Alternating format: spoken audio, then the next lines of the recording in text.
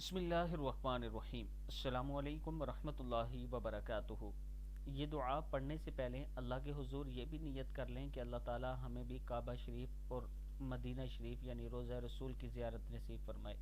काबा शरीफ पे जब आप उम्रे या हज के लिए जाएं और पहली नज़र आपकी पड़े तो ये दुआ पढ़ लिया करें, बिस्मिल्लाहिर्रहमानिर्रहीम, अल्लाहुम्मा अंतस्सलामु व मिनकस्सलामु फ़हय्यिना रब्बना बिस्सलाम, अल्लाहुम्मा ज़िद बैतका हाज़ा तअज़ीमौ व तशरीफ़ौ व तकरीमौ व महाबतौ व ज़िद मन हज्जहु अविअतमरहु तशरीफ़ौ व तकरीमौ व तअज़ीमन व बिर्रा।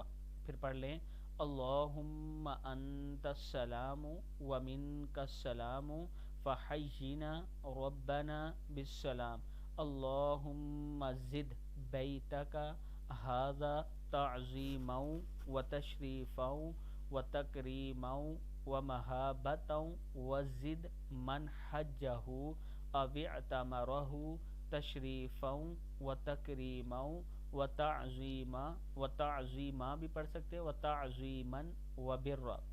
ए अल्लाह, आप सलाम हैं और आप ही की तरफ से सलामती है। ए हमारे परवरदिगार, हमें सलामती के साथ ज़िंदा रख। ए अल्लाह, अपने इस घर की ताज़ीम और तकरीम और शर्फ व हैबत को ज़्यादा कर दीजिए, और जो शख्स इसका हज या उम्रा करे इसकी ताज़ीम और तकरीम और शर्फ और सवाब ज़्यादा कर दीजिए। अगर याद हो तो ये दुआ पढ़े, वरना अपनी मादरी ज़बान में इसका मफ़हूम अदा करके मरादें मांग सकते हैं।